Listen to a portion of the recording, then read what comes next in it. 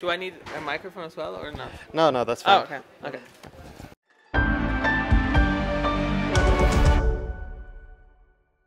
So I'm sat here with Nemo representing Switzerland in Eurovision 2024. How are you doing? I'm good. I'm a little bit tired. I played Amsterdam yesterday, and I wasn't as responsible as I could have been with my bedtime. But I'm here now, and I'm excited to talk to you. This is far from your first time in Stockholm. How do you like the city? I love it. I have lots of friends here, so I always feel at home, and I love being here in general.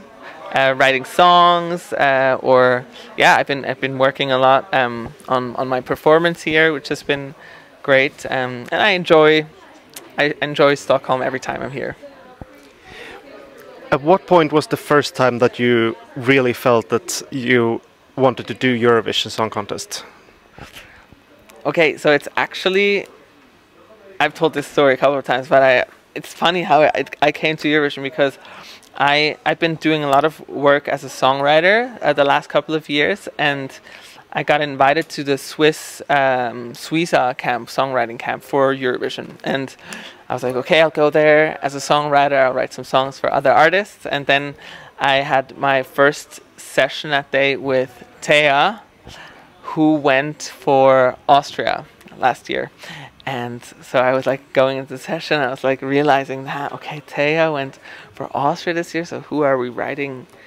Who are we? And then she kind of looked at me and she was like, you. And I was like, aha, we're okay, yeah. Okay, I've never thought about going to Eurovision, but let's try this. And then I had so much fun that first day. I felt like it felt like there was just a lot of freedom because I've never thought about going to Eurovision. So the prospect of this being an idea that could be real just excited me in a way, and I feel like it just kind of felt like a playground where I could try anything. And I had so much fun the first day that the second day of the songwriting camp I was like, let's do that again. I wanna write for myself again. And that was the day the code happened, and then at the end of that day the code was done. Like, we recorded all the vocals, all the lyrics were done, and we listened back to the song and we were like, what the fuck did we create? We were like, oh my god, this is crazy. And in that moment I knew that if I ever ought to go to Eurovision, it would be with this song. I'd also like to ask, you have a great fashion sense. Do you have any fashion inspirations? Ooh, that's actually a great question. I think I love using like fashion as a place for experimentation and kind of also expression of how I'm feeling that day. Like I'm very like spontaneous with what I wear, and I just want to use it like as a little mood check as well. Like, how am I feeling? Like, my colorful? Like, does this feel good? Like, expression is really important to me, and I feel like I take a lot of inspiration. Probably my number one inspiration is my sister, Ella. I think she has a great sense of fashion. She's a photographer, and she's like working in the fashion world a lot. So I really trust her when it comes to anything like visually, and so I think take a lot of inspiration from her.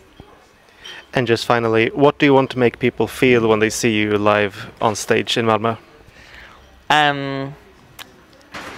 I think I would want to be as close as possible to that original day when the song happened, with my expression and my emotion, because it just felt like a magical moment in the studio, like a very genuine experience, and I would want to just be able to find that emotion again on stage, and I think that people will, if people feel like 10% of what we all felt in the room that day, then they can feel it, I think.